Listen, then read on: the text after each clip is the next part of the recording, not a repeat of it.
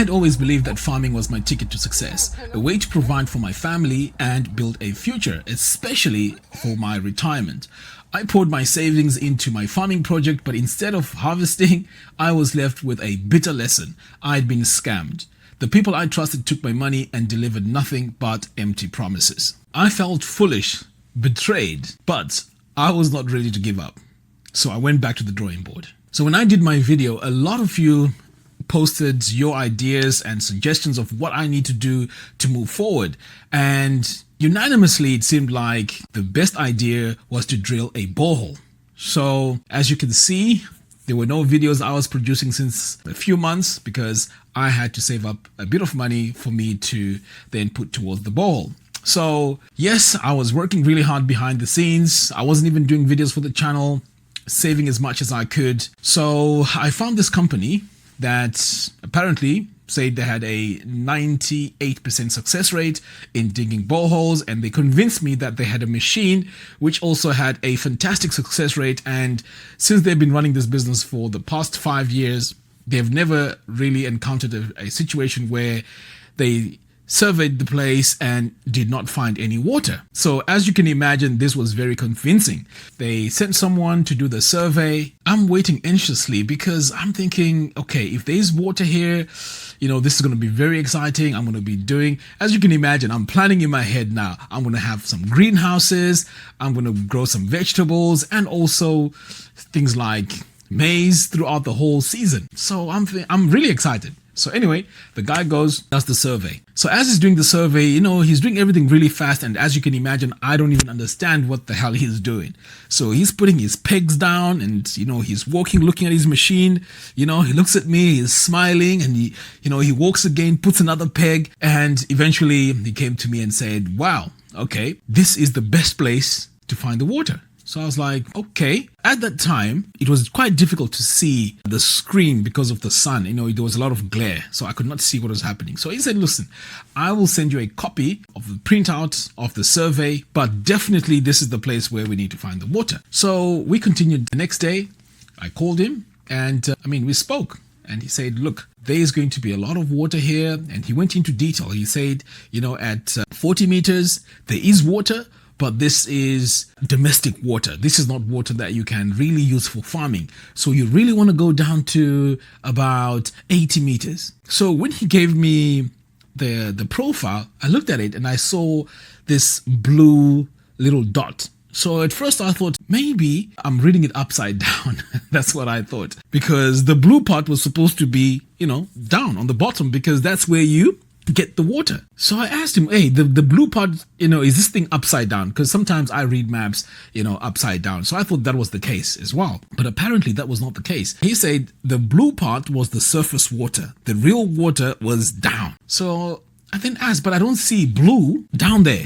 How does that work? And then he says, no. There will be water there. I've seen this diagram before and this is how it works. So it came now to discussing the payments because as you can imagine, I've saved quite a bit of money, and just to let it go like that, it was very difficult because I had heard so many people say, well, there's this thing called dry hole policy where they'll come drill a borehole. If they don't get the water, you'll still pay the money. So I was trying to avoid that as much as I could. So we started negotiating. So I said, listen, what if there's no water? What happens? Then he says, well, you don't need to worry about that because there will be water. So I said, no, but we need something in writing because if there's no water, I don't want to be paying. Because if you have the water, even if you tell me you want 3,000 cash and the water is there, I'm very happy to pay. But if there's no water, then I don't feel that I should pay because I'm literally losing everything. So we went back and forth. And then he said, look, if we come and drill, he has a team that is going to come there, drill for a couple of hours, and also their machinery, their drill bits, they can get damaged while they're drilling and so on. So, it wouldn't be fair if they didn't find water for them to go empty-handed. So I thought about it. I thought, you know what? It's reasonable, okay? If the guys have come to work, there's no water, they need to be paid. So I said, let's do a 50-50 then. Okay, you find the water, I pay you the full amount.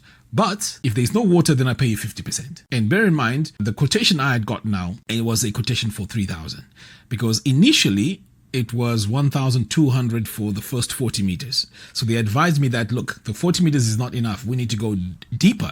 And each meter is going to cost about $25. So that's how it ended up around the 3,000 mark.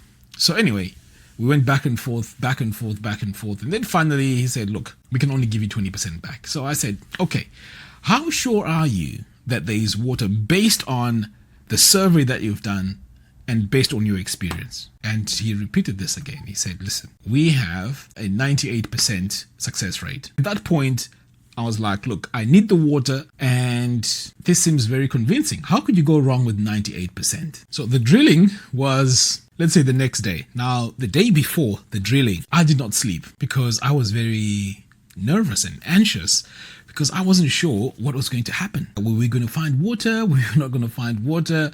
So it just kept me up all night. And the little sleep that I got, I actually dreamt that there was a lot of water, which was really funny. But I knew that it was probably something in my subconscious.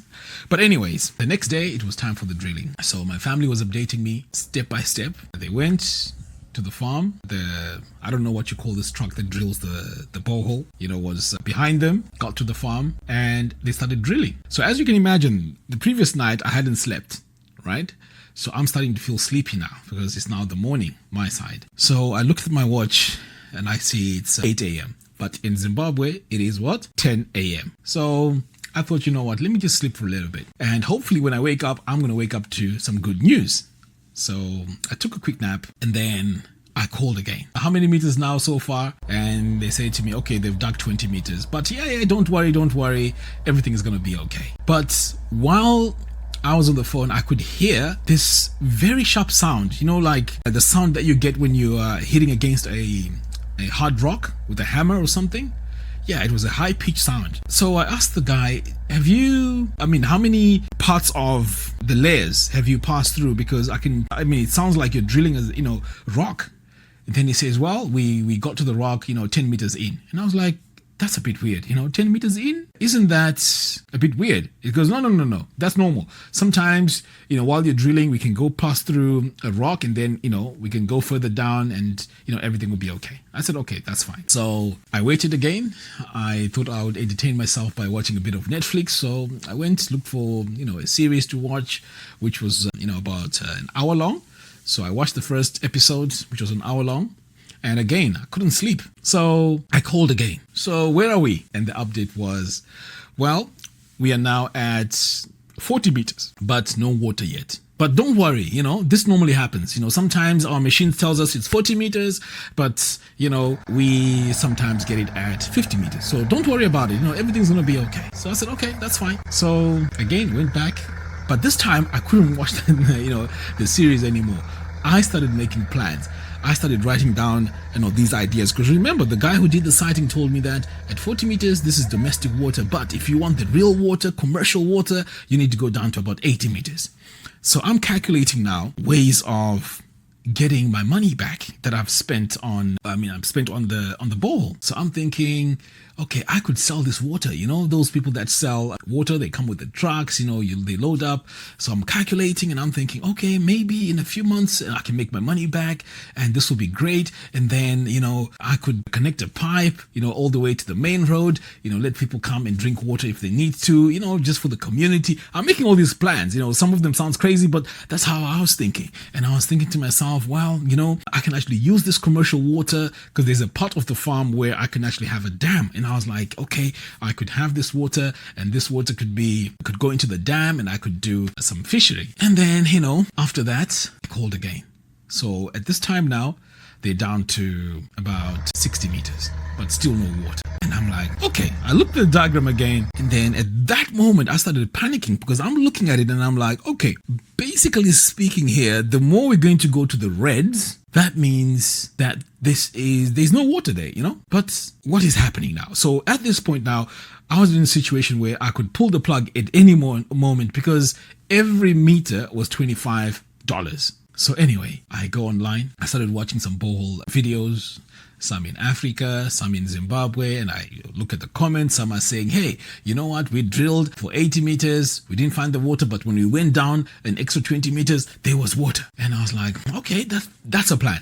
So picked up my phone, called again. I called the guy. I said, listen, since you're at around 80 meters now, are you not concerned that there might not be water? He's like, no. Don't worry. Sometimes, we might get to it. So again, I still had the hope. So I said, okay, no worries. So they drilled, and they drilled all the way to 105 meters.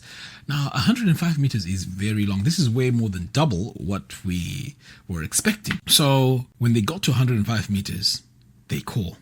In fact, no, I called. So I said, what's the situation like? I know now we're at 105 meters, but still nothing. At that point, my heart sank. I just felt like, oh my goodness, is this the end? What the hell is going on? So I asked them, so what is the problem? And the guy was telling me this has never happened to them. This is the first time it's happened. And throughout the whole drilling process, they were just drilling rock. And this rock that we have around that area is granite. It's really solid rock. So I asked him, I said, listen, if you were drilling a rock, can't you tell from your machine that there's a problem here? There's rock. I'm sure it can detect that. He says, yeah, but according to the diagram is okay. So I said, so what happens next? He says, well, we have to do what we agreed. You just have to pay us the money, and I'm sorry. So you can imagine now I'm paying over 2,000 cash. So anyway, we made the payment. As you can imagine, this is heartbreaking. And what can you do in those type of situations? At that point, I just felt like, okay, I'm defeated again. And there's nothing really much I can do now on the land, because if I go ahead and do the shallow wells that I was doing before, even the ones that we dug, there was no water, there was just nothing. So at this point, you can imagine you can't do the chicken business, and you can just kiss goodbye to doing any horticulture there. You can just kiss goodbye to that, because that ain't happening. So I had to go to sleep. So I just closed the curtains and just went to sleep. So I woke up and I thought to myself, well, let me do a bit of digging and find out more about the area. Because this rock is, it's just unbelievable that they would dig 100 meters of rock. So anyway, I took the coordinates of the farm and I put them in ChatGPT, then asked about the geographical formation around the area. And to my surprise, the farm is sitting on a massive granite which was formed through volcanic activity. Can you believe that? And at first I thought, nah, this can't be right. But then I remembered that, that area, Epworth, the Balancing Rocks, and all that area, all that was formed through volcanic activity. So at that point, there was no hope, because I really felt like, okay, there's no coming back from this. So anyway, I'm doing further studies into this. So believe me, it took me 2-3 days. I think right now I'm an expert on ground formation. I started reading about the types of layers underground, which one is good for getting very good water. So apparently on my farm, the water that I can ever get if I was going to drill a borehole is water that can be stored in fractures of the rock that is underground, and that's it. But as you can imagine, this is not the type of water that is formed on an aquifer. So it's not going to be a lot of water. It's just water in the cracks. And that water, if you use it, pretty much you're done. It's not even a lot of water that you can rely on. So the question now is, okay, so where do we move from here? So basically, it's back to the drawing board. Can't really do anything on the farm because the whole farm there's no water. And it also seems to make sense now, because when you look around the area, no one really does any crops. So that seems to qualify my findings on ChatGPT. But of course, I can't be 100% with that, but that seems to be the situation now. So it looks like the only option is to do water harvesting. So I need to look more into water harvesting, because at the end of the day, I have to make use of this land. Otherwise, it's a massive loss. It's useless. Let's put it that way. It's useless land, because like all of you guys that pointed out, that farming with no water is like a guard dog without teeth. So water is the solution. So since it's not really there underground, I have to find a way or a system that I can put in place where if it rains, I need to capture this water, rainwater capture. That seems to be the way forward. But we're not giving up. We're going to keep fighting, and hopefully I will come up with a solution that is going to be, successful. So I'm not losing hope, but I'm going to continue fighting. Anyway, I'll keep you updated as to what is going on, at the farm, and if at all I come up with a solution. So for those of you who are well versed in farming or rain capture or whatever it is, please let me know. Give me some tips in the video description below. At this point, I'm appealing to you now because yes, I need solutions now. I think that's what I really need to focus on. I need to focus on solutions, and maybe one day I can look back at this video and a lot of people can learn from this. But anyway, let me know, give me your tips in the video description below. Until next time. Oh, but before I go, was I scammed? I don't know how this borehole thing works, and to say I was scammed, I can't really say that. But then again, is this how really it works, that you drill and there's nothing and you still have to pay? I don't know. So that hole is still there, so we will see. Right now it's raining, so perhaps maybe water is stored in the cracks and the hole might fill up with water. I don't know. So we'll just wait and see. I'll keep you posted. Take care and speak to you soon.